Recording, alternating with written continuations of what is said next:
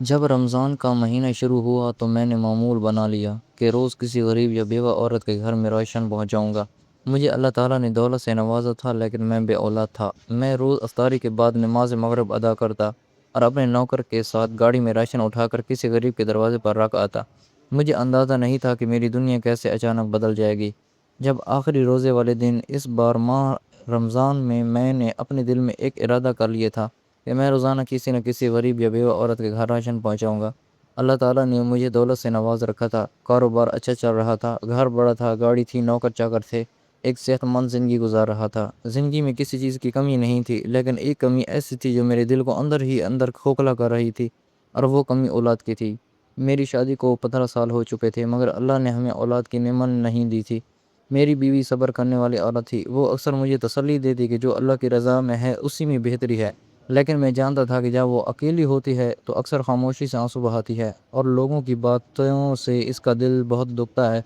ہم نے بہت سے ڈاکٹرز کو دکھایا، ہر بار ایک ہی جواب سننے کو ملا کہ آپ دونوں کے سارے ٹیسٹ صحیح ہیں، بس اللہ کی طرف سے دیر ہے۔ اس لیے ہم صبر کا دامن تھامے اللہ تعالیٰ کے در سے امید لگائے بیٹھے تھے۔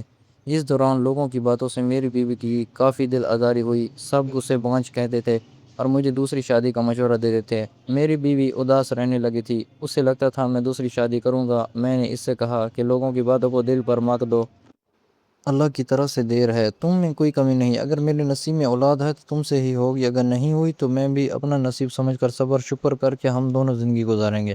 بیوی کو میں نے مشورہ دیا کہ کوئی جاب کر لے تو وہ فضول سوچیں، تمہیں پریشان نہ کرے۔ اب اس نے بھی مصروفیت ڈھونڈ لی تھی، کسی NGO کے ساتھ منسلک ہو گئی تھی۔ اب اس کے پاس اداس ہونے، جلنے کڑنے کے وقت نہیں ہوتا تھا۔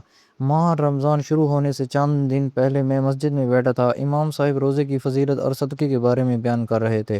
وہ کہہ رہے تھے کہ رمضان میں کسی بھوکے کو کھانا کھلانا بہت بڑا اجر رکھتا ہے۔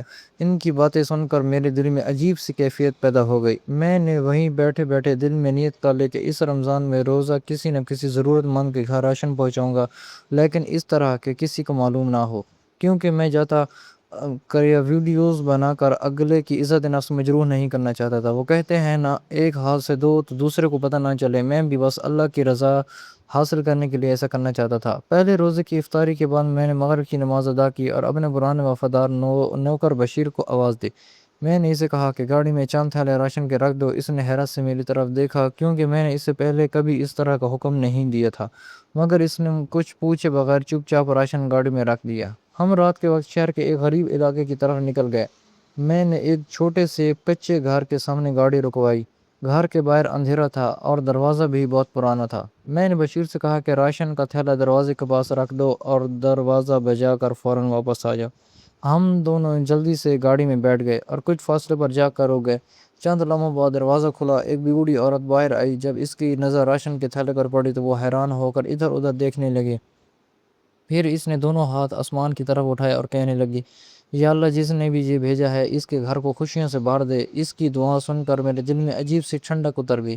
میں نے دل ہی دل میں آمین کہا۔ میں نے پہلی بار محسوس کیا کہ شاید اصل خوشی یہی ہے۔ اس دن کے بعد یہ میرا معمول بن گیا، میں روزہ افطاری کے بعد نماز پڑھتا اور پھر بشیر کے ساتھ کسی نہ کسی غریب کے گھر راشن رکھ آتا، کبھی کسی بیوہ کے گھر، کبھی کسی مزدور کے گھر، کبھی کسی ایسے خاندان کے گھر جہاں بچے زیادہ تھے اور کمانے والا کوئی نہیں تھا۔ ایک دن ہم ایک ایسے گھر کے سامنے رکے جو باقی گھروں سے بھی زیادہ خستہ حال تھا۔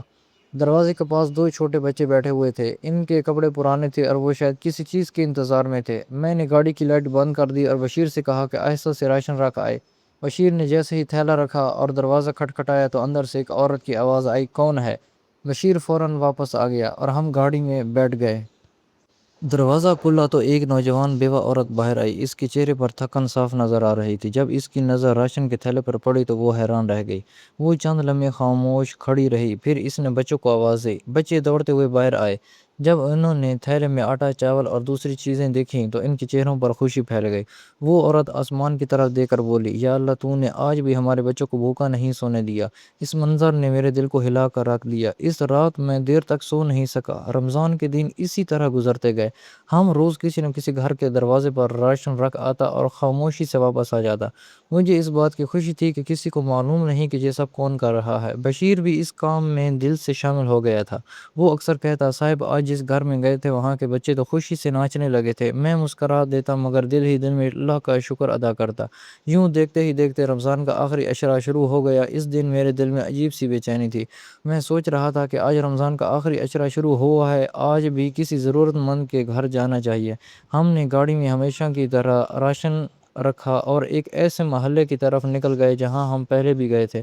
گلیاں تنگ تھیں اور اندھیرا زیادہ تھا۔ آخر کار ہم ایک چھوٹے سے گھر کے سامنے رکے۔ میں نے بشیر سے کہا، راشن رکھا ہے؟ جیسے ہی وہ دروازہ بجا کر واپس آیا اور ہم گاڑی موڑنے لگے تو اچانک دروازہ کھلا اور ایک کمزور آواز آئی، بیٹا ذرا رک جاؤ۔ میں چونک گیا۔ میں نے گاڑی روک دی۔ دروازے پر ایک بہت بوڑھی عورت کھڑی تھی۔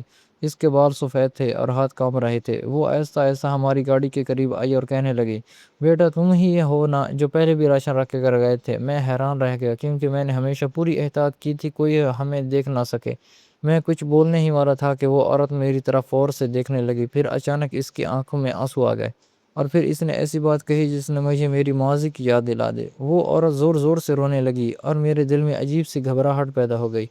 میں فوراً گاڑی سے باہر نکلا اور اس کے قریب جا کر بولا، اماں جی کیا ہوا؟ وہ کچھ لمحے تک روتی رہی، پھر اپنے آنسو پونچھ کر بولی، بیٹا تم نہیں جانتے میرے یتیم پوتے پوتیاں بھوک سے نڈھال تھے۔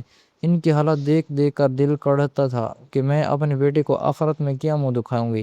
اس کے بچے بھوک سے مر گئے کیونکہ بھوک کی وجہ سے ان کی پسلیاں باہر نکل آئی تھی۔ میں اب بوڑھی ہو گئی ہوں، کوئی کام پر نہیں رکھتا۔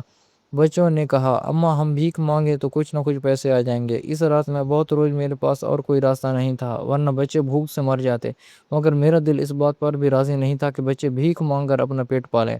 اسی رات تم چپکے سے راشن رکھ کر گئے، بچوں نے سحر ہو کر کھانا کھایا۔ اگلے دن میں نے تمہارے راشن سے چھولے والے چاول بنائے اور اپنے پوتے کے ساتھ ایک جگہ بیٹھ کر افطاری کے وقت بیچنے لگی۔ اللہ نے اس میں بہت برکت ڈالی، کچھ پیسے بھی جمع ہو گئے۔ اب میں روز ایسا کرتی ہوں، بچوں کو بھی محنت کی عادت ڈالنا چاہتی ہوں تاکہ وہ بھیک نہ مانگے۔ تمہاری وجہ سے میرے بچے سارے رمضان بھوکے نہیں سوئے اور ہمارا روزگار بھی چل پڑا۔ سب میرے ہاتھ سے بنائے گئے کھانے کو پسند کرنے لگے ہیں۔ کل ہی ایک شخص آیا اور آرڈر دے گیا 5 کلو بریانی کی، کیونکہ اس کے گھر افطاری کی دعوت تھی اور اس شخص کو میری بریانی بہت پسند آئی تھی۔ اور کچھ نیک دل لوگ دوسری مدد کرنے کے بھی بہانے ڈھونڈتے ہیں، ورنہ وہ شخص کسی ہوٹل سے بھی آرڈر کر سکتا تھا۔ بس اللہ اپنے بندہ کے پاس ایسی مدد پہنچاتا ہے۔ میری آنکھوں میں آنسو آ گئے۔ میں جانتا تھا یتیمی کا دکھ کیا ہوتا ہے۔ میرے ماں باپ کا ایک حادثے میں انتقال ہو چکا تھا اور میں دنیا میں بالکل اکیلا رہ گیا تھا۔ لوگ میرے پاس سے گزر رہے تھے مگر کوئی مجھے اپنے ساتھ لے جانے کو تیار نہیں تھا۔ رشتہ دار بھی نظریں چرا کر چلے گئے تھے۔ سب ایک یتیم کی ذمہ داری اٹھانے سے ڈر رہے تھے۔ کسی نے کہا، ہم تو خود غریب ہیں، اپنے بچوں کو نہیں پال سکتے، اس کا بوجھ کیسے اٹھائیں گے؟ کسی نے کہا، ہمارا بچیوں والا گھر ہے، آج اسے لے گئے کل جوان ہو جائے گا، اچھا نہیں لگتا۔ بچیوں والے گھر میں پرایا لڑکا پلے ہے، ہر کسی کے پاس کوئی نہ کوئی بہانہ تھا۔ اس وقت ایک عورت وہاں سے گزری تھی، میں بیٹھا رو رہا تھا۔ اس عورت کو کسی نے بتایا کہ یتیم ہو گیا، آگے پیچھے کوئی سگا نہیں ہے، دور پار کے رشتہ داروں نے اپنے ساتھ لے جانے سے انکار کر لیا۔ اس عورت نے مجھے اٹھایا، میری آنسو صاف کیے، اپنے گھر لے آئی اور اپنے ہاتھوں سے کھانا کھلایا، کئی دن تک میری دیکھ بھال کی۔ پھر اس نے کہا کہ میں کچھ دن میں ملک سے باہر جا رہی ہوں، ہماری ٹکٹ بھی آ گئے ہیں، کاش میں تمہیں اپنے ساتھ لے جا سکتی، مگر ایسا ممکن نہیں ہے۔ میں تمہیں یتیم خانے میں لے جا رہی ہوں، وہاں تم اکیلے نہیں ہوگے، تمہارے کھانے پینے رہنے کا سب انتظام ہو جائے گا۔ اگلے دن مجھے ایک یتیم خانے میں داخل کر دیا تاکہ میری زندگی سنور جائے۔ وہ مہربان عورت مجھ سے گلے لگ کر بہت دیر تک روتی رہی۔ ہم دونوں کو ایک چند دنوں میں ایک دوسرے سے انیست ہو گئی تھی۔ میرا بھائی دل اداس ہو گیا تھا۔ اس نے انتظامیہ سے نمبر لیا اور مجھ سے وعدہ کر کے گئی کہ مجھے فون کرے گی، اور وہ باہر جا کر بھی مجھے نہیں بھولی تھی۔ مہینے میں ایک بار فون کرتی تھی، اکثر عید پر میرے لیے تحفے تحائف بھیجتی تھی۔ میرا اس سے کوئی رشتہ نہیں تھا مگر پھر بھی اس نے خیال رکھا۔ پھر کافی سال گزر گئے، فون آنا بند ہو گیا، شاید وہ اپنی زندگی میں مصروف ہو گئی تھی۔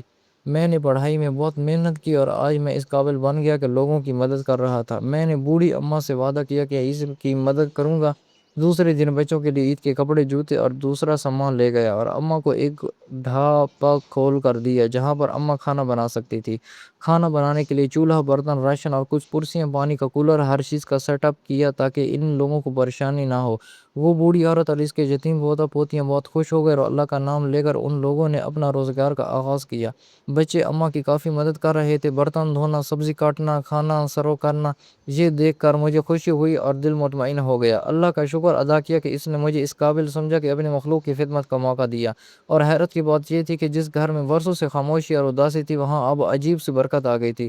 ماہ رمضان کا آخری روز دل اداس تھا، یہ برکتوں والا ماہ جلدی گزر گیا۔ مسجد سے گھر آ گیا تو میری بیوی نے خوشی سے روتے ہوئے مجھے بتایا کہ وہ ماں بننے والی ہے۔ میں یہ خبر سن کر سجدے میں گر گیا۔ میری آنکھوں کے سامنے فوراً اسی بوڑھی عورت اور یتیم بچے آ گئے، ان کے خوش مطمئن چہرے، ان کے دل سے نکلی دعائیں یاد آئی۔ 9 مہینے بعد ہمارے گھر ایک بیٹے کی پیدائش ہوئی۔ میں نے بچے کو سینے سے لگایا اور بہت دیر تک روتا رہا۔ اس دن مجھے پہلی بار محسوس ہوا کہ اللہ کسی نیکی کو ضائع نہیں ہونے دیتا۔